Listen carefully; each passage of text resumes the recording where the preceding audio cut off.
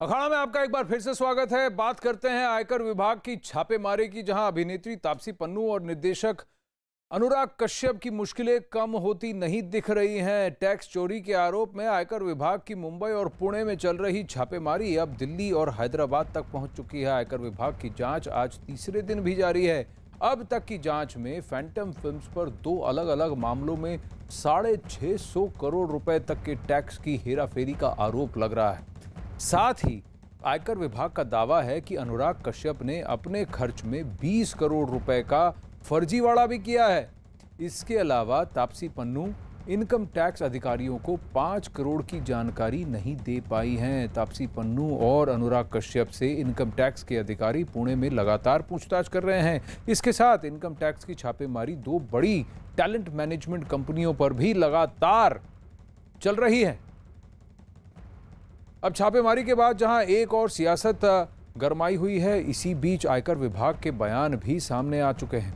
आयकर विभाग ने एक बयान जारी कर कहा है कि सर्च के दौरान इन प्रोडक्शन हाउस की आय और शेयर में बड़े पैमाने पर हेराफेरी के सबूत मिले हैं। सीबीडीटी ने अपने बयान में किसी का नाम नहीं लिया, लेकिन बुधवार से ही जारी कार्रवाई के बारे में ये जानकारी दी है। आयकर विभाग के मुताबिक फिल्म हस्तियों के 28 ठिकानों पर मुंबई, पुणे, दिल्ली और हैदराबाद में छापे पड़े। जांच विभाग को बड़े पैमाने पर गड़बड़ी के सबूत मिले। पूछताछ में 350 करोड़ की आय का ब्यौरा देने में कंपनी नाकाम रही। शेयरों के लेन देन में भी कम से कम 350 करोड़ रुपए की गड़बड़ी का शक है। यही नहीं, तापसी पन्नू से 5 करोड़ रुपए नकदी के साक्ष्य भी बरामद हुए हैं। करीब 28 परिसरों की तलाशी के दौरान बैंक ने या इनकम टैक्स विभाग ने कम से कम और बैंक के 7 लॉकर मिले हैं इनकम टैक्स विभाग को। अब वहीं पर अगर देखा जाए तो इन लॉकरों से जांच की जा रही है। उनको खोलकर खंगाला जा रहा है कि इसमें क्या छुपाया गया या क्या रखा गया। आयकर विभाग के अधिकारियों ने कुछ हार्ड डिस्क भी जब्त किए हैं, जिनकी जांच की जाएगी। मुंबई में क्वान के दफ्तर से विवेक गुप्ता जुड़ रहे हैं और अनुराग कश्यप के घर से पारस दामा जुड़ रहे हैं। विवेक, सबसे पहले मैं जानना चाहूंगा, क्या कुछ ट्रेसेस को इरेज भी किया गया था, कॉन्टैक्ट लिस्ट को भी वाइप किया गया था इससे पहले कि इनकम टैक्स अधिकारी उसकी जांच कर सकें या उसको देख सकें? और किस तरह से, और ये 6.5 करोड़ रुपए की राशि तो बहुत बड़ी राशि है, क्या ये राशि और इसकी जो बात हो रही है 2010 और 2018 का वो जो पीरियड है उससे रिलेटेड है? बिल्कुल शिकानंद, आपने देखिए जो पूरी जो रेड हुई थी वो 2010 से 2018 के बीच में जो फैंटम कंपनी बनी थी उसको रिलेटेड हो रही थी। लेकिन तो दो बड़े जो टैलेंट मैनेजमेंट कंपनी, जिसमें जो पहला नाम क्वान टैलेंट मैनेजमेंट एजेंसी है, दूसरा नाम केआरआई टैलेंट मैनेजमेंट एजेंसी है, इन दो के यहाँ छापेमारी में इनकम टैक्स को बड़ी सफलता मिली है। और ओवरऑल जो पूरी रेड हुई है उसमें तकरीबन 650 करोड़ रुपये का जो है उस अमाउंट को लेकर जो टैक्स भरना चाहिए वो टैक्स इस कंपनी ने नहीं भरा है। साथ ही साथ तापसी पन्नू की मुश्किलें इसलिए भी बढ़ सकती है क्योंकि 5 करोड़ का जो इनवॉइस है वो इनकम टैक्स को मिला है, जिसकी जानकारी और जिसका details Taapsee Pannu income tax अधिकारी को नहीं दे पा रही है। दूसरी तरफ अनुराग कश्यप से भी 20 करोड़ की जो इनवॉइस पेपर्स मिले हैं उसका अनुराग कश्यप जवाब नहीं दे पा रहे हैं। तो कहीं ना कहीं जो मुश्किलें हैं तापसी पन्नू और अनुराग कश्यप की वो दिन ब दिन बढ़ती चली जा रही हैं। हम इस समय खुद कौन टैलेंट मैनेजमेंट एजेंसी के दफ्तर के बाहर है, अभी भी यहाँ पर ये छापेमारी चल रही है। आनंद, आपको बताना चाहेंगे, परसों सुबह 6 बजे से लगातार दिन रात इनकम टैक्स के अधिकारी इसी इमारत की दूसरी मंजिल पर छापेमारी करते। देखिए, सीनियर अधिकारी निकल रहे हैं इनकम टैक्स अधिकारी के, और सीधे तौर पर जो अधिकारी हैं वो सीनियर लेवल के ऑफिसर्स है वो कंटिन्यू इस परिसर में आ रहे हैं, जा रहे हैं। उन अधिकारियों से बात करने की हम कोशिश करेंगे, शायद वो हमें कुछ डिटेल्स यहाँ से बता दें। लेकिन आपको बता दें आनंद कि ये जो रेड है लगातार 3 दिनों से कंटिन्यू चल रही है, और ये कुछ अधिकारी हैं उनसे हम बात करने की कोशिश करते हैं। सर, सर कुछ डिटेल बता सकते हैं सर कि ये डेट कितने दिनों तक चलेगी सर, और क्या क्या डिटेल्स है सर? कुछ नहीं, अभी काम कर रहे हैं, करने दो।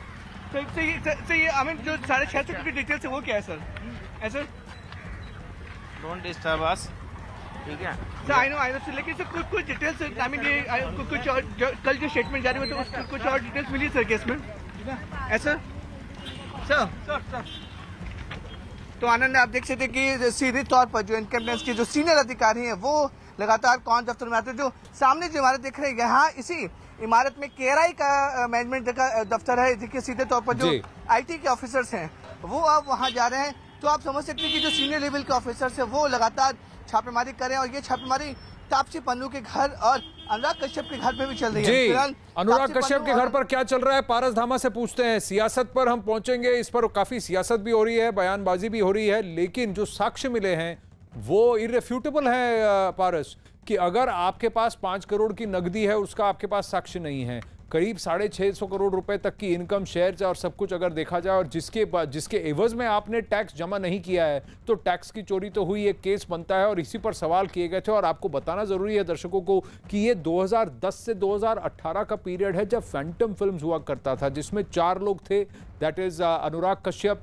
विकास बहल, मधु मंटेना और विक्रमादित्य मोटवाने। इनके बिखर जाने के बाद किसने कितना पैसा कौन कहां लेकर गया, लेकिन क्या आपने इनकम को डिक्लेयर नहीं किया, उसको छुपाया, इसी पर यही आरोप है और यही छापेमारी चल रही है। अनुराग कश्यप के घर क्या हो रहा है, क्या अनुराग कश्यप वहां पुणे में है, पर यहां उनके घर पर किस बात की सर्चिंग हो रही? आनंद, लगातार तीसरा दिन है आज जहां पे अनुराग कश्यप का ये ग्रैंड रेसिडेंसी घर है, ये बिल्डिंग है, वहीं पे 8वें माले पे लगातार 3 दिन हो गए हैं, इन 3 दिनों से यहाँ पे रेड चल रही है। आईटी को जो सबूत मिले हैं, आईटी डिपार्टमेंट चाहता है कि और भी इस बारे में कागजात खंगाले जाएं। जिस तरीके से एक दिन पहले अनुराग कश्यप का फोन और लैपटॉप सीज किया गया था, तो डिजिटल डाटा को भी एक बार खंगालने की कोशिश कर रहे हैं आईटी डिपार्टमेंट, उससे और ज्यादा जानकारी लेने की कोशिश कर रहे हैं। जिस तरीके से 2018 में पूरी तरीके से फैंटम फिल्म्स को डिसॉल्व कर दिया गया था, आईटी डिपार्टमेंट का ये भी मानना है कि 2018 पारस, मैं आपसे थोड़ा हट रहा हूं, दिल्ली मुंबई से रुक करते हैं वापस बंगाल की ओर, जहां बहुत बड़ी खबर आ रही है बंगाल चुनाव से, और सूत्र बता रहे हैं यहां न्यूज 18 इंडिया पर अखाड़ा में हम आपको बताएं कि टीएमसी की जो लिस्ट आएगी, उस लिस्ट में शामिल शुमार होंगे कम से कम 50 महिला कैंडिडेट, 50 से भी अधिक महिलाओं को टिकट दिया जाएगा। 75 कैंडिडेट जो होंगे वो एससी होंगे, शेड्यूल कास्ट ग्रुप से होंगे, लेकिन उन्हें जनरल कोटा में भी लड़वाया जाएगा, ये बताया जा रहा है। और कई जगह पर कम से कम 30 से ज्यादा उम्मीदवार ऐसे होंगे जो कि 40 की आयु से कम होंगे, यानी कि यूथ को मौका दिया जा रहा है। और कम से कम 100 ऐसे कैंडिडेट हैं 294 की जो तृणमूल कांग्रेस की लिस्ट होगी, उसमें से जिनकी आयु 50 वर्ष से कम है। यानी तृणमूल कांग्रेस का जो नारा है कि बंगाल की बेटी पर भरोसा, लेकिन बंगाल की बेटी को मौका और बंगाल के युवा नेताओं को मौका, ये लग रहा है तृणमूल कांग्रेस का लिस्ट होगा, तृणमूल कांग्रेस का पूरा एफर्ट होगा। 294 की जो लिस्ट आज आएगी, उस लिस्ट में हमें लगता है कम से कम, जो सूत्र हमें बता रहे हैं और सूत्रों के हवाले से खबर है कि कम से कम 50 महिला कैंडिडेट्स होंगी, कम से कम 30 ऐसे कैंडिडेट होंगे जिनकी आयु 40 से कम है, कम से कम 100 ऐसे कैंडिडेट होंगे जिनकी आयु 50 से कम होगी, और कम से कम 75 एससी कैंडिडेट्स होंगे जिनमें से कईयों को रिजर्व सीट्स में नहीं, कईयों को जनरल कोटा में, ओपन असेंबली कॉन्स्टिट्यूएंसीज में सीट्स में लड़वाया जाएगा। तो बहुत बड़ा ये रणनीति तृणमूल कांग्रेस की तैयार होती नजर आ रही है। यतेंद्र शर्मा हमारे साथ जुड़ रहे हैं। यतेंद्र, तो यानी तृणमूल कांग्रेस की ये जो लिस्ट आ रही है, इसमें कई युवा चेहरे भी हो सकते हैं, और जैसे अरुण सिंह ने हमें खबर दी थी, कम से कम 75 सिटिंग एमएलएज हैं जिनको टिकट नहीं दिए जाएंगे, लेकिन सबसे बड़ा पुश ये होगा कि महिलाओं को मौका दिया जा रहा है। 50 महिलाएं हैं इस लिस्ट में हो सकती हैं, और कम से कम ऐसे 30 कैंडिडेट हो सकते हैं जिनकी उम्र 40 से कम हो। देखिए, बिल्कुल ममता बनर्जी ने इस चुनाव में अपनी पूरी ताकत जीतने के लिए लगा दी, और शायद यही कारण है कि वो कोई रिस्क लेना नहीं चाहती हैं। और जो बंगाल की बेटी का जो अभियान छेड़ा है, तो ऐसे में ममता बनर्जी की रणनीति है कि काफी सीटों पर, करीबन 40 से 50 सीटों पर महिलाओं को मौका दिया, एक मैसेज देने के लिए कि ममता बंगाल की बेटियों को आगे बढ़ावा दे रही है। और एक यूथ को लेकर बड़ी रणनीति बनाई है कि अगर यूथ कैंडिडेट्स जो सूत्र जो बता रहे हैं टीएमसी के, बड़ी संख्या में 30 से कम, 40 साल के आसपास, 30 साल से भी कम, मतलब इस तरह की 2 कैटेगरी बनाई है, उन यूथ को भी मौका दिया जाएगा। लेकिन एक बड़ा झटका ममता को तब लगा जब कई सारे सिटिंग एमएलए ममता की पार्टी से जरा बने रहिए मेरे साथ फोन पर। कोमलिका सेनगुप्ता भी हमारे साथ जुड़ रही हैं न्यूज 18 बांग्ला से। कोमलिका जी, तो सबसे बड़ी बात है कि यूथ को पुश है, महिलाओं को पुश है, पर क्या इन कैंडिडेट्स का जमीनी कनेक्ट है? क्या इन कैंडिडेट्स में वो दमखम होगा कि कुछ जो तृणमूल कांग्रेस है, बाहुबली बीजेपी गए हैं, उनका मुकाबला कर सकें? विनेबिलिटी कैसी होगी इनकी?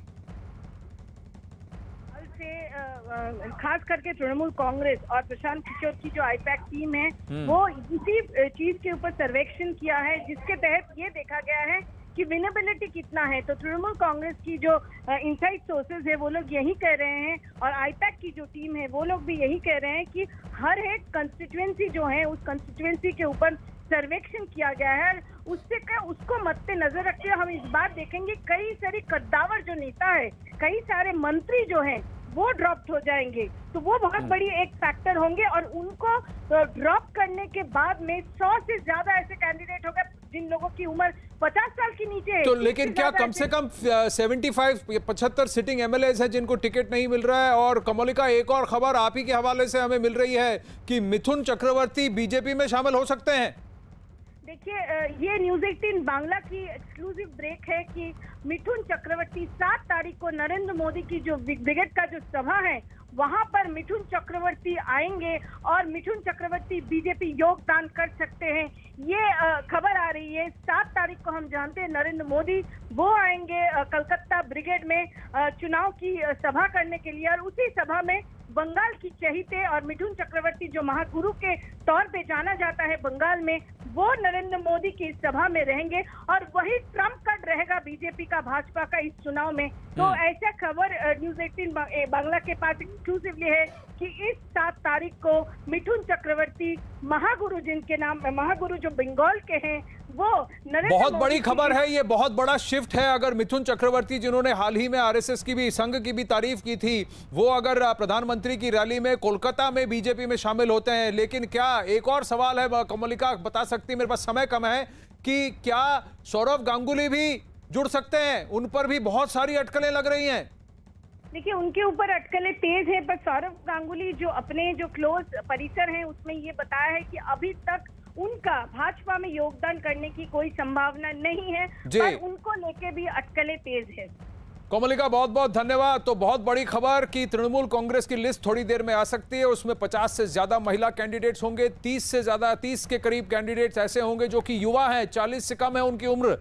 और सबसे बड़ी बात, मिथुन चक्रवर्ती बीजेपी ज्वाइन करेंगे प्रधानमंत्री की रैली में 7 तारीख को, वहीं कोलकाता के ब्रिगेड ग्राउंड में। देखते हैं आगे क्या होता है, ये तो अभी बस शुरुआत है। अखाड़ा में फिलहाल बस इतना ही, खबरों का सिलसिला जारी रहेगा। गायत्री जुड़ रही है हमारे साथ। और इस वक्त की बड़ी खबर मिथुन पर, इस वक्त की बड़ी खबर है कि बीजेपी में शामिल हो सकते हैं मिथुन चक्रवर्ती। ये बड़ी जानकारी इस वक्त मिल रही है। तो मिथुन चक्रवर्ती बीजेपी का दामन थाम सकते हैं। आपको बता दें, बंगाल चुनाव को लेकर बीजेपी आज अपनी 80 नामों की लिस्ट को जारी कर सकती है। एक तरफ बीजेपी अपनी लिस्ट को जारी करेगी, लेकिन दूसरी तरफ एक बड़ी जानकारी यह मिल रही है कि मिथुन चक्रवर्ती बीजेपी का दामन थाम सकते हैं, बीजेपी में शामिल हो सकते हैं मिथुन चक्रवर्ती। ये इस वक्त की बड़ी खबर। तो film actor Mithun Chakraborty BJP में शामिल हो सकते हैं, ये इस वक्त की बड़ी खबर मिल रही है। सूत्रों के हवाले से ये इस वक्त की बड़ी खबर मिल रही है। लगातार बीजेपी में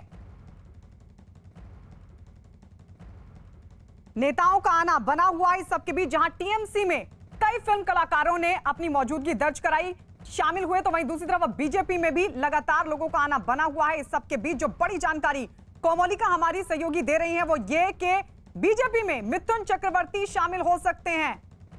तो बीजेपी में आ सकते हैं मिथुन चक्रवर्ती, इस वक्त की बड़ी खबर।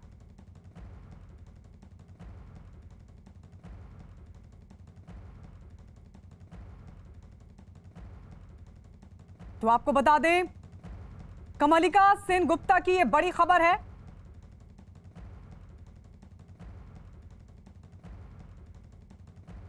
तो बीजेपी में शामिल हो सकते हैं मिथुन चक्रवर्ती। और ये दो तस्वीरें हम आपको दिखा रहे हैं। मोहन भागवत, आरएसएस प्रमुख, दोनों के बीच बातचीत की जानकारी मिल रही है। तो कुछ दिन पहले आपको बता दें, मिथुन चक्रवर्ती की तारीफ भी की थी आरएसएस प्रमुख मोहन भागवत ने, और इसके बाद ये संकेत मिलने शुरू हो गए थे। लेकिन अब जो जानकारी मिल रही है वो ये कि मिथुन चक्रवर्ती बीजेपी में शामिल हो सकते हैं। ये सूत्रों के हवाले से इस वक्त की बड़ी खबर।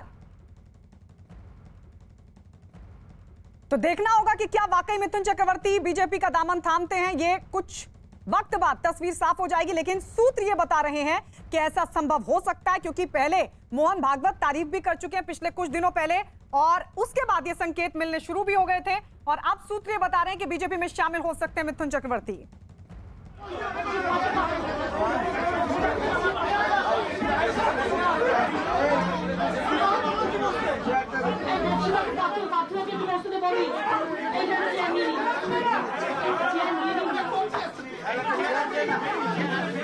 যাদের স্টুডেন্ট আছে আমার অনুরোধ থাকবে আপনারা বাইরে থাকুন, আপনাদের ডেমোস্ট্রেশন করার সুযোগ করে দেবেন। तो ममता के घर पर मंथन और इस सब के बीच ये तस्वीरें हम आपको दिखा रहे हैं, क्योंकि 294 सीटों पर आज ही टीएमसी अपने उम्मीदवारों के नामों का ऐलान कर सकती है। और इस सब के बीच जो जानकारी मिल रही है कि ममता बनर्जी की तरफ से, टीएमसी की तरफ से आज अपने सभी उम्मीदवारों को लेकर तस्वीर साफ हो सकती है। हालांकि टिकट पर माथापच्ची चल रही है। अभी तक की जो जानकारी मिल रही है उसके मुताबिक 50 से ज्यादा महिला कैंडिडेट हो सकती हैं। इसके अलावा 30 से ज्यादा चेहरे ऐसे हो सकते हैं जो कि युवा है। प्रशांत किशोर लगातार चुनावी रणनीति टीएमसी के लिए तैयार कर रहे हैं और उनकी तरफ से ये कोशिश है कि ज्यादा से ज्यादा युवा चेहरों पर दाव लगाया जाए। इस सब के बीच आपको बता दें, तकरीबन 30 से ज्यादा ऐसे चेहरे हो सकते हैं जो कि युवा हो, यानी युवा चेहरों पर भरोसा जाहिर किया जा सकता है, कैंडिडेट उनको बनाया जा सकता है। 294 सीटों पर ही टीएमसी आज अपनी लिस्ट थोड़ी देर में जारी कर सकती है। लगातार माथापच्ची का यह दौर चल रहा था टीएमसी की तरफ से ममता बनर्जी के घर पर, और कुछ देर में अब यह लिस्ट सामने आ सकती है। उधर बीजेपी भी आज अपनी पहली लिस्ट जारी कर सकती है। हालांकि पहले और दूसरे चरण को लेकर नामों पर विचार हुआ है और ऐसे में दोनों चरण के नाम सामने आ सकते हैं। 80 सीटों पर नामों को फाइनल कर लिया गया बीजेपी की तरफ से। ये सीधी तस्वीर हम आपको दिखा रहे हैं ममता बनर्जी के घर पर माथापच्ची इस वक्त मीडिया से मुखातिब होते हुए, और उनकी तरफ से बाकायदा 294 सीटों पर उम्मीदवारों के नाम का ऐलान हो सकता है। थोड़ी देर में जारी हो सकती है लिस्ट। जानकारी के मुताबिक 75 जो सिटिंग एमएलए हैं उनके टिकट को काटकर नए चेहरों पर भरोसा किया जा सकता है। इसके अलावा 35% महिला कैंडिडेट इस बार विधानसभा चुनाव में टीएमसी उतारने पर विचार कर रही है। हालांकि किन किन को ये टिकट दिया जाता है ये देखना होगा। इस वक्त मीडिया के सामने मुखातिब होते हुए ममता बनर्जी, हो सकता है कि लिस्ट वो अभी जारी कर दें, क्योंकि ऐसी जानकारी मिल रही थी कि दोपहर में, और ये देखिए टीएमसी की लिस्ट जारी हो चुकी है। ये बड़ी खबर इस वक्त मिल रही है। बड़ी खबर है कि टीएमसी की तरफ से लिस्ट जारी कर दिया गया है। ममता बनर्जी कहां से लड़ेंगी चुनाव, उसको लेकर लगातार नजरें बनी हुई थी। अब इस लिस्ट के साथ ही ये तस्वीर भी साफ हो जाएगी और किन किन लोगों को उम्मीदवार बनाया गया टीएमसी की तरफ से ये भी देखना होगा। किन किन सीटों पर कितने कड़े उम्मीदवार, कितने मजबूत उम्मीदवार टीएमसी की तरफ से उतारे गए हैं। हालांकि एक मनोवैज्ञानिक दबाव जरूर टीएमसी पर रहा है। जिस तरीके से शुभेंदु अधिकारी समेत तमाम जो बड़े नेता थे टीएमसी का दामन छोड़कर बीजेपी में शामिल हो गए हैं। ऐसे में एक बड़ी चुनौती भी थी कि आखिर किन लोगों पर दाव लगाया जाए। विधानसभा चुनावों को लेकर 294 सीटों पर ही टीएमसी की तरफ से जो लिस्ट है वो जारी कर दी गई है। टीएमसी ने अपनी लिस्ट जारी कर दी है और ममता बनर्जी क्या कहती हैं इस लिस्ट को जारी करने के बाद ये भी देखना होगा। अभी मीडिया के सामने वो मौजूद हैं, मुखातिब हैं, उसका इंतजार करना होगा। लेकिन अभी जो जानकारी मिल रही है, जो इंतजार हो रहा था वो अब खत्म हो चुका है। टीएमसी की तरफ से 294 सीटों पर अपने उम्मीदवारों के नाम का ऐलान कर दिया गया। टीएमसी ने अपनी लिस्ट जारी कर दिया। अब सवाल ये कि बीजेपी की तरफ से कितनी देर में जारी होती है। हालांकि बीजेपी भी आज ही जारी करेगी अपनी लिस्ट। कल 4.5 घंटे तक केंद्रीय चुनाव समिति की बीजेपी की बैठक चलती रही, उसके बाद मंथन हुआ। 80 नामों पर फाइनल मोहर लग चुकी है, बस औपचारिक ऐलान भर बाकी है। लेकिन पहले टीएमसी ने अपनी लिस्ट को जारी कर दिया है। टीएमसी की तरफ से अपनी लिस्ट जारी कर दी गई है। बंगाल चुनाव पर इस वक्त की बहुत बड़ी खबर आपको बता रहे हैं। ममता बनर्जी इस वक्त प्रेस कॉन्फ्रेंस करती हुई दिखाई दे रही हैं। क्या उनकी तरफ से कहा जाता है यह भी देखना होगा। लेकिन अभी जो जानकारी मिल रही है वो ये कि 294 सीटों पर टीएमसी ने अपने उम्मीदवारों के नाम का ऐलान कर दिया है। यह माना जा रहा था कि 75 सिटिंग एमएलए उनको टिकट नहीं दिया जाएगा। यतेंद्र शर्मा हमारे सहयोगी जुड़ गए हैं ज्यादा जानकारी के साथ। यतेंद्र, क्या जानकारी मिल पा रही है? क्या सभी 294 सीटों पर नाम का ऐलान टीएमसी की तरफ से? देखिए, लिस्ट आ गई है और ऐलान यहाँ पर कर दिया गया है। और जो माना जा रहा था कि सारे एक बार में ही कर देंगे, वही यही है कि अभी तक सारे कैंडिडेट्स ऐलान कर दिए गए हैं। और जो महिलाओं को बड़ी संख्या में ममता बनर्जी ने एक रणनीति के तहत टिकट दिया। हालांकि अभी लिस्ट में सारे एक बार देखकर पूरा एनालिसिस करके ही सही तरीके से बता पाएंगे कि कितनी महिलाओं को अभी तक टिकट दिया गया है। यतेंद्र, बताइए ममता बनर्जी कहां से लड़ रही है चुनाव, उसको लेकर भी साफ हो पाई है की स्थिति? देखिए अभी वही ऐलान चल रहा है, लिस्ट जारी की जा रही है और अभी कुछ ही पलों में ममता बनर्जी की सीट का ऐलान औपचारिक तौर पर कर दिया जाएगा। पूरा उसका बाकायदा एक प्रेस कॉन्फ्रेंस की जा रही है जिसमें ये सारी जानकारी अभी दी जाएंगी। तो 294 नामों की लिस्ट ये जारी कर दी गई टीएमसी की तरफ से। अब किस तरीके का औपचारिक ऐलान होगा? क्या ममता बनर्जी अपने बारे में भी यतेंद्र बताएंगी कि वो कहां से चुनाव लड़ेंगी? यतेंद्र, चलिए यतेंद्र के साथ हम जुड़ेंगे, लेकिन ये बड़ी जानकारी इस वक्त यतेंद्र दे रहे हैं कि 294 नामों की लिस्ट को फिलहाल जारी कर दिया गया है। अब एक औपचारिक तौर पर ममता बनर्जी की तरफ से भी क्या कहा जाता है यह भी देखना होगा। फिलहाल प्रेस कॉन्फ्रेंस में मौजूद है ममता बनर्जी, क्योंकि ममता बनर्जी को लेकर ममता बनर्जी जो टीएमसी का बड़ा चेहरा, मौजूदा मुख्यमंत्री, कहां से वो लड़ती हैं चुनाव, ये बड़ा सवाल है। नंदीग्राम से ऐलान कर चुकी हैं वो, और क्या भवानीपुर से, जहां से वो विधायक हैं, क्या वहां से वो एक बार फिर से ताल ठोकेंगी? क्या 2 जगहों से चुनाव लड़ेंगी या फिर भवानीपुर को छोड़कर वो सिर्फ नंदीग्राम में अपनी किस्मत आजमाएंगी? ये देखना होगा, क्योंकि एक रैली के दौरान नंदीग्राम का जिक्र करते हुए ममता बनर्जी ने कहा था कि वो नंदीग्राम से चुनाव लड़ेंगी। और ऐसे में बीजेपी ये विचार करे कि क्यों ना शिवेंदु अधिकारी को वहां से उतार दिया जाए, क्योंकि नंदीग्राम वो जगह जहां से एक बड़ा आंदोलन चला था, और वहीं की देन है ममता बनर्जी जो आज सत्ता के शिखर तक पश्चिम बंगाल में। लेकिन इस सब के बीच एक बार फिर जब नंदीग्राम से ममता हुंकार भरने की तैयारी में है, तो बीजेपी भी सोच रही है कि कैसे ममता बनर्जी को घेरा जाए। बीजेपी ने तो यहां तक कह दिया कि अगर भवानीपुर से भी ममता बनर्जी चुनाव लड़ती है तो वहां उनके अगेंस्ट में मजबूत उम्मीदवार उतारा जाएगा। खुद केंद्रीय मंत्री बाबुल सुप्रियो, जो कि बंगाल के नेता भी हैं, उनकी तरफ से यह कहा गया है कि अगर भवानीपुर से ममता बनर्जी चुनाव लड़ती हैं तो वो खुद वहां पर जाकर उन्हें बड़ी चुनौती देंगे। तो क्या दोनों तरफ से घेरने की तैयारी बीजेपी की? बीजेपी साफ तौर पर कह चुकी है जहां जहां से ममता बनर्जी चुनाव लड़ेंगी हम वहां से उन्हें पुरजोर तरीके से मजबूत उम्मीदवार के साथ घेरने की पूरी तैयारी कर रहे हैं। बीजेपी लगता है कि इंतजार कर रही थी कि टीएमसी भी अपनी स्थिति को साफ करे। यतेंद्र हमारे साथ जुड़ गए। यतेंद्र, अब क्या जानकारी मिल रही है? देखिए लिस्ट फाइनल हो चुकी है, जो टीएमसी के सूत्र बता रहे हैं। अभी थोड़ी देर में औपचारिक ऐलान किया जाएगा। हाँ, लेकिन ये बता दिया गया है कि लिस्ट पर जो काम होना था, जो मंथन होना था, जिन कैंडिडेट्स के नाम फाइनल करने थे, उन सारी सीटों पर चर्चा हो गई है। अब से कुछ देर में ऑफिशियली ऐलान कर दिया जाएगा कि किस सीट से किसको सीट मिल रही है। नंदीग्राम से जो चर्चाएं चल रही हैं, क्या नंदीग्राम से आधिकारिक तौर पर बता दिया जाएगा कि আমার মনে হয় আমরাই প্রথম রাজনৈতিক দল এই সম্পূর্ণ প্রার্থী তালিকা আমরা আজকে মানুষের কাছে ঘোষণা করব। তার আগে আমি একটা কথা বলি, আমি জানি জায়গা ছোট হওয়ার জন্য আপনাদের একটু কষ্ট হচ্ছে, একটু মুখ বুঝে 10 মিনিট আমাকে সময় দেবেন। আমার কয়েকটা কথা বলার আছে।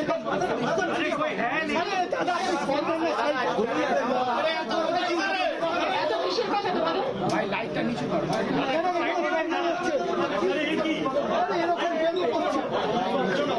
যদি কেউ কোনো পার্টির সমর্থক থাকো থাকতেই পারো, বাট এখানে গোলমাল করার জন্য তারা দয়া করে আসবে না, সহযোগিতা করো।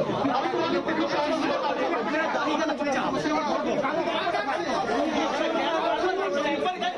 আমি আপনাদের আবার বলি, চ্যালেঞ্জ হবে আপনারা শান্ত रहे, मैं आपको बता देंगे আপনারা শান্ত रहे प्लीज, मेहरबानी करके।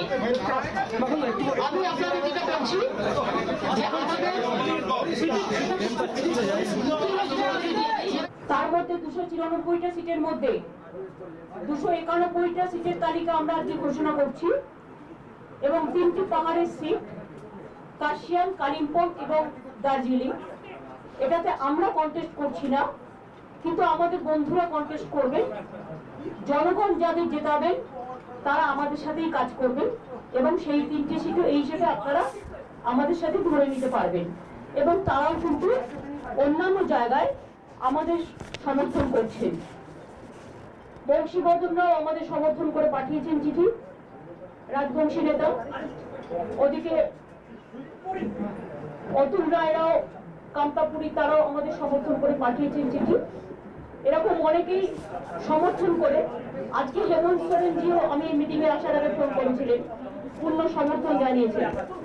আমি প্রথমেই আপনাদের বলি, আমরা যে সিটটা, যে আসনগুলো, এটা আমি দেবার পর আপনারা প্রত্যেকে কম পাবেন।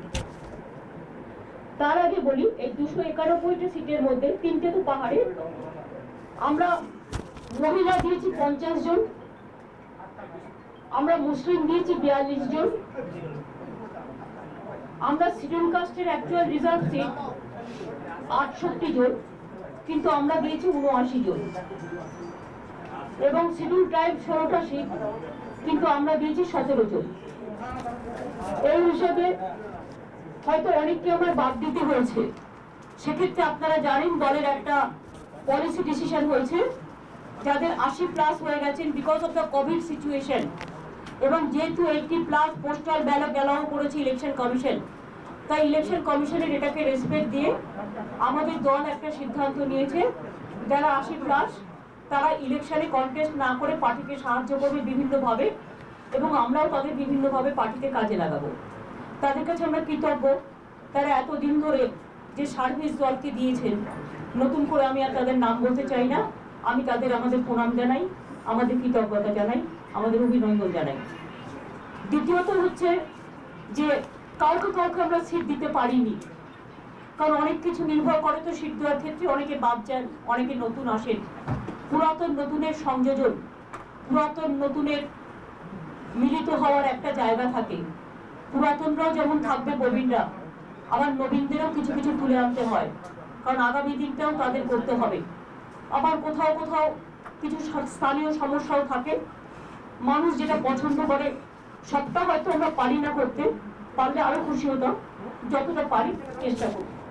সেই জন্য কিছু আমার খুব পরিচিত, আমার সাথে কাজ করা দীর্ঘদিন ধরে কিছু লোককে আমাদের বাদ দিতে হয়েছে, কিন্তু আমরা ঠিক করেছি এবার আমরা বিধান পরিষদ তৈরি করব, এবং বিধান পরিষদে আমরা যাদের বাদ পড়বে তাদের আমরা নিয়ে আসবো। যেমন আমার সহকর্মী পূর্ণেন্দু বোস আমার নন্দীগ্রাম ইলেকশনের দায়িত্ব নিয়ে গেছেন, ওনাকে আমরা বিধান পরিষদের সুযোগ পেলেই নিয়ে আসবো। যেমন অমিত মিত্র অসুস্থ স্বাস্থ্যের কারণে তিনি এই মুহূর্তে কন্টেস্ট করতে পারছেন না, বাট পরে আমরা নিশ্চয়ই চেষ্টা করবো তিনি আমাদের সাথে আসবেন। মনীষ গুপ্ত, এই ধরনের ধরুন অনেক নাম আছে। যেমন মাস্টারমশাই সিঙ্গুরের, ওনারও প্রায় 89 ইয়ার্স হয়ে গেছে। যাই হোক, এরকম টাইপের অনেকে আছে, যেমন ব্রজ মজুমদার, খুবই ভালো, আমাদের সবসময় সহযোগিতা। और इस वक्त एक बड़ी खबर, गढ़चिरौली में मुठभेड़ जारी है, नक्सलियों से चल रही है ये मुठभेड़। तो ये बड़ी खबर इस वक्त की मिल रही है, गढ़चिरौली में मुठभेड़ चल रही है, नक्सलियों के साथ चल रही है ये मुठभेड़, इस वक्त की बड़ी खबर। तो नक्सलियों के साथ मुठभेड़ से जुड़ी ये बड़ी खबर मिल रही है, और ये मुठभेड़ चल रही है गढ़चिरौली में, जहां पर नक्सलियों के साथ सुरक्षा बल की ये मुठभेड़। तो नक्सलियों से मुठभेड़ चल रही है इस वक्त, ये बड़ी जानकारी इस वक्त मिल रही है। गढ़चिरौली में नक्सली हमला हुआ। विवेक गुप्ता हमारे सहयोगी जुड़ गए। विवेक, क्या जानकारी?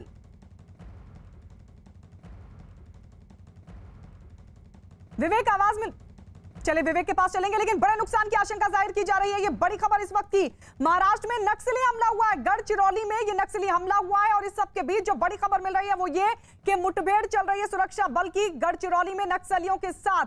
बड़े नुकसान की आशंका, पुलिस पार्टी पर दरअसल ये हमला हुआ है, जिसके बाद C60 कमांडो मौके पर पहुंचे हैं, और बताया जा रहा है कि नक्सलियों के साथ ये मुठभेड़ चल रही है। बड़ा नुकसान हुआ इस हमले के बीच, महाराष्ट्र में नक्सली हमला हुआ है, और इस नक्सली हमले में बड़े नुकसान की आशंका के बीच बड़ी जानकारी यह भी मिल रही है कि फिलहाल मुठभेड़ चल रही है, C60 कमांडो मौके पर पहुंचे हैं और नक्सलियों के साथ ये मुठभेड़ चल रही है। विवेक हमारे साथ जुड़ गए। विवेक, क्या और जानकारी मिल पा रही है? गायत्री, आपको बताना चाहेंगे महाराष्ट्र और छत्तीसगढ़ के बॉर्डर पर ये एनकाउंटर चल रहा है, और बताया जा रहा है कि जब कॉम्बिंग ऑपरेशन, जो 660 कमांडो एक स्पेशल फोर्स होती है जो नक्सलियों से लड़ती है, इनकी पूरी तैनाती महाराष्ट्र के गढ़चिरौली इलाके में तैनाती होती है। जब C60 कमांडो की जो टीम है वो जंगलों में कॉम्बिंग ऑपरेशन निकली थी, तभी नक्सलियों ने वहां पर স্মিতা বক্সি সিটটা, স্মিতা আমার খুবই ফেভারিট মেয়ে, ভালো মেয়ে, কিন্তু একটু রাজনৈতিক কারণে ওই সিটটা আমরা বিবেক গুপ্তা, সালমার কাগজের এডিটর, ওকে আমরা দিচ্ছি। এইরকম ধরুন আমাদের এরকম অনেক সিট, আমরা যেমন সায়ন্তিকাকে দাঁড়া করাচ্ছি, আমরা লাভলিকে দাঁড় করাচ্ছি। লাভলি সম্ভবত সোনারপুর দক্ষিণ, জীবন মুখার্জি দাঁড়াচ্ছেন না, আমরা নির্মল মন্ডলকেও টিকিট দিতে পারিনি, অন্যান্য নিয়ে এসছি। আমরা কাঞ্চন মল্লিক দাঁড়াবে উত্তরপাড়া সিটে, সায়ন্তিকা দাঁড়াবে বাঁকুড়া বাঁকুড়া সিটে জুন মালিয়া দাঁড়াবে, মিদনাপুর সিটে বিদেশ বোস দাঁড়াবে, উলুবেড়িয়ার ওটা উলুবেড়িয়া কোন সিট, এক সেকেন্ড, বিদেশ বোস পুষ্কর দাঁড়াচ্ছে আর কি। আচ্ছা, মনোজ তিওয়ারি ওকে আমরা দাঁড় করেছি শিবপুরে, আর রাজ চক্রবর্তী দাঁড়াচ্ছে ব্যারাকপুরে। সুতরাং এই ধরনের কিছু সিট তো আপনাদের আমি বলেই দিলাম। ডক্টর করিম দাঁড়াচ্ছে ভাঙড়ে, সিদ্দিকুল্লাহ দাঁড়াচ্ছে মন্দেশ্বরে, ইদ্রিস আলীকে নিয়ে যাওয়া হচ্ছে মুর্শিদাবাদের দিকে,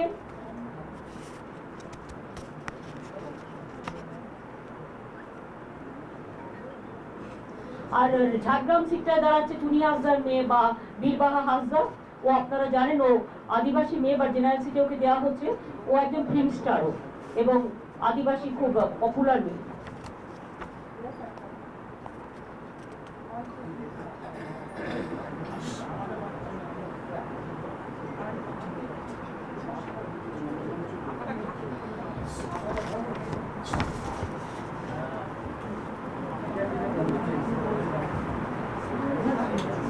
আর বাদ বাকি আমরা মিলিয়ে মিশিয়ে যতটা পেরেছি ইয়াংদেরও কিন্তু আমরা অনেক দিয়েছি, মানে বিশেষ করে নিউ জেনারেশন।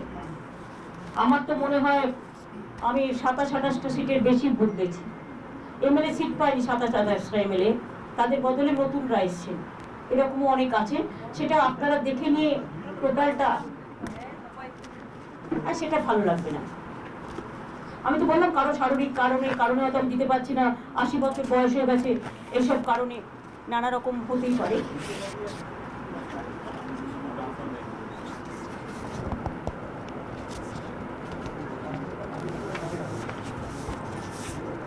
বাচ্চা মিনিস্টারকেও আমরা টিকিট দিতে পারছি না, এরকম আছে আরো। ওখানে ওরই একজন রিলেটিভ পাচ্ছে মহিলা।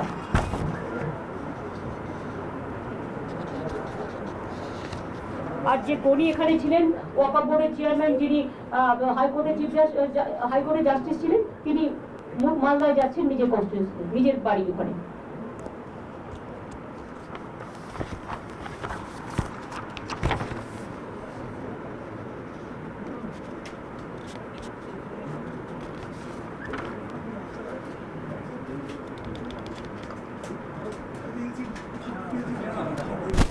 চন্ডিমা দাঁড়াচ্ছে দমদম উত্তরে, অদিতি মুন্সি দাঁড়াচ্ছে রাজারহাট 19 সিটটায়। সব আমার ভালো ভালো ক্যান্ডিডেট বলো। এইরকম যেমন অনেক ডাক্তার আছে, বাড়িতে আমার ডাক্তার রানা বাবু দাঁড়াচ্ছেন, যেমন আমার প্রচুর ডাক্তার ক্যান্ডিডেট আছে।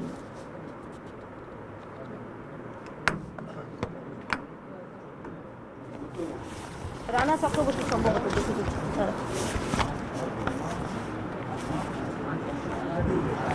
সৌগত বাড়িটা দেখুন তো।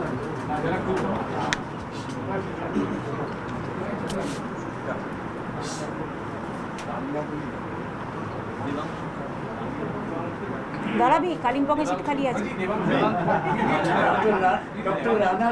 না না, ওরা না, রানা চ্যাটার্জি, ডক্টর রানা চ্যাটার্জি। প্রচুর ডাক্তার আমাদের হয়ে দাঁড়াচ্ছেন বিভিন্ন জায়গায়, প্রচুর ডাক্তার, আপনার প্রফেসর থেকে শুরু করে বিভিন্ন অর্গানাইজেশনে তারা সকলেই আমাদের সমর্থনও করছেন। এবং আমি খুব grateful, no vote to BJP যারা করছেন তাদেরও আমি আমার অনেক থ্যাঙ্কস জানাচ্ছি। এবং মতুয়া ঠাকুরবাড়ি থেকে শুরু করে, রাজবংশী থেকে শুরু করে, বুদ্ধিস্ট থেকে শুরু করে, তামাং থেকে শুরু করে, দার্জিলিং, কালিম্পং, কার্শিয়াং পাহাড় থেকে শুরু করে, আমার একেবারে schedule caste, schedule tribe, Bauri, Bagdi, Das, Kumbhakar, Mahato থেকে শুরু করে, জেনারেল কাস্ট থেকে শুরু করে সবাই মোট কথা, প্রত্যেকে সাঁওতাল, প্রত্যেকে, মানে সমস্ত। মনোজ তিওয়ারি আছে, প্লেয়ার, বেঙ্গল ক্যাডারের, আমাদের বেঙ্গলের প্রেসিডেন্ট। বিবেক গুপ্ত আছে, মনোজ তিওয়ারিও আছে, বিদেশ বোস আছে, উলুবেড়িয়া পূর্ব। ওই যে বিবেক গুপ্ত সাংবাদিক শুধু না, সংবাদপত্রের মালিক, আবার লেখেও, আবার কেউ বেশি কড়া লিখলে সেটাকে কেটেও দেয়। প্রচুর তো, সায়ন্তিকা ইয়াং ফেস নয়, রাজ চক্রবর্তী ইয়াং ফেস নয়, দেবরাজ অদিতি মুন্সি ইয়াং ফেস নয়, লাভলি ইয়াং ফেস নয়, সায়ন্তিকা ইয়াং ফেস নয়, অল আর ইয়াং ফেস। হ্যাঁ শাওনি পাচ্ছে তো, শাওনি সহ দিন ছাউনি শাওনি মনে হয়। দেখুন তো বিষ্ণুপুর দিকে আছে বেলা পূর্বে ফেমাস ক্যান্ডিডেট রত্না চ্যাটার্জি মহিলাদের সুরক্ষিত রাখার জন্য এবং মহিলাদের লড়াই করবার জন্য 50 জন। ভাই সেটা একটু গুনে নিন, আমি তো বললাম 23-24 হবে, এটা আমার পুরো ভালো করে গুনে নিন। বললাম তো 50 জন। শিডিউল 69 রিজার্ভ আমি দিয়েছি 79। রানাঘাট শঙ্কর সিং বলছি রবীন্দ্রবাবু তো সিঙ্গুর থেকে দাঁড়াবেন না, তো সেক্ষেত্রে সিঙ্গুরে বেচারাম মানে খর্দা পানিয়াটি নির্মল ঘোষ আর খর্দা কাজল সিনহা। কামারাটি মদন মিত্র ফেমাস তোমাদের বন্ধু। হ্যাঁ পান্ডুয়া ডক্টর রত্না দেনা, মেটিয়াপুর খালিলুর রহমান, দমজুর কল্যাণ ঘোষ,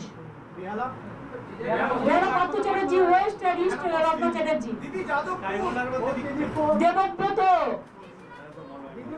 শ্রীরামপুর সুদীপ্ত রায়,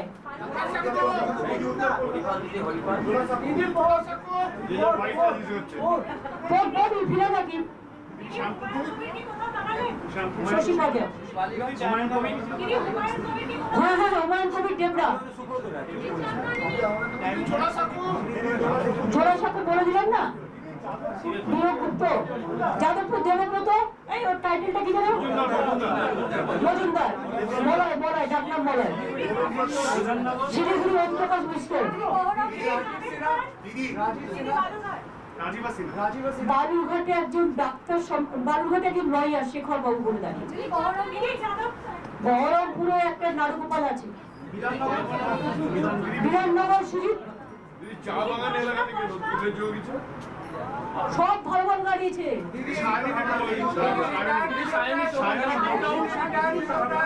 বাঁকুড়া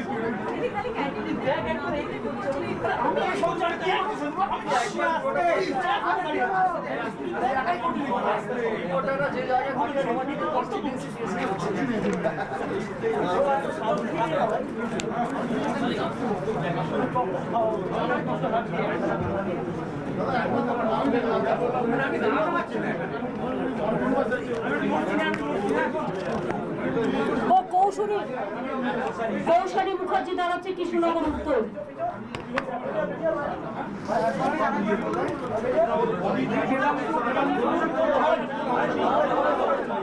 ওদের লেভেলে আসেনি, ওরা ছোট এখন কাজ করছে।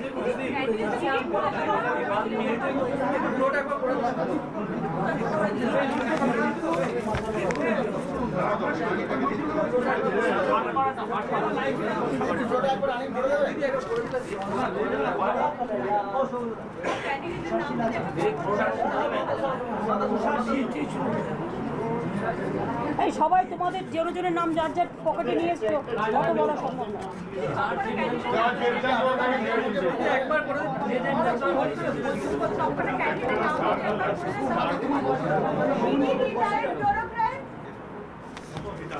বসিরহাট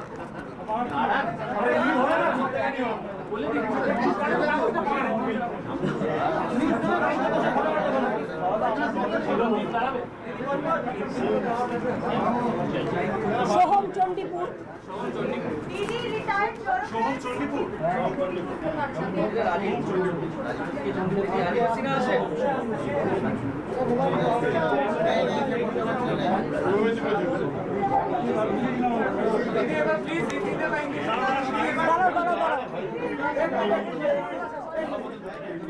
तो ये इस वक्त की बड़ी खबर आपको बता दें, 291 सीटों पर उम्मीदवारों के नाम का ऐलान ममता बनर्जी की तरफ से लिस्ट जारी करते हुए, और 3 जो सीटें हैं वो सहयोगियों के लिए छोड़ दी। लेकिन इस सबके बीच जो बड़ी जानकारी है वो ये कि नंदीग्राम से ममता बनर्जी चुनाव लड़ने जा रही है। इस बात का ऐलान उनकी तरफ से कर दिया गया है। 50 महिलाओं को टीएमसी ने टिकट दिया है। इसके अलावा 42 मुस्लिम उम्मीदवार भी चुनावी मैदान में उतारे गए हैं। दार्जिलिंग से चुनाव नहीं लड़ा जाएगा, इस बात की जानकारी भी दी गई। यानी 3 जो सीटें वो सहयोगियों को दी है। टीएमसी ने 291 उम्मीदवारों की नामों का ऐलान उम्मीदवारों का कर दिया है, लेकिन जो 3 सीटें वो सहयोगियों के लिए छोड़ दी हैं। नंदीग्राम से चुनाव लड़ेंगी ममता बनर्जी, लेकिन भवानीपुर को लेकर अभी तक पूरी तरीके से स्थिति साफ नहीं हो पाई है। लेकिन जो जानकारी मिल रही है वो ये कि फिलहाल नंदीग्राम से चुनाव लड़ने का उन्होंने ऐलान किया है। हालांकि अभी उसके लिए इंतजार करना होगा। सीधे रुक कर लेते हैं कोलकाता। यतेंद्र शर्मा हमारे साथ हमारे सहयोगी जुड़े हुए हैं। यतेंद्र, क्या अब साफ हो पाई है स्थिति? नंदीग्राम से तो कह दिया कि लड़ेंगे चुनाव एक बार फिर से, लेकिन क्या भवानीपुर को लेकर उनकी तरफ से स्थिति साफ की गई?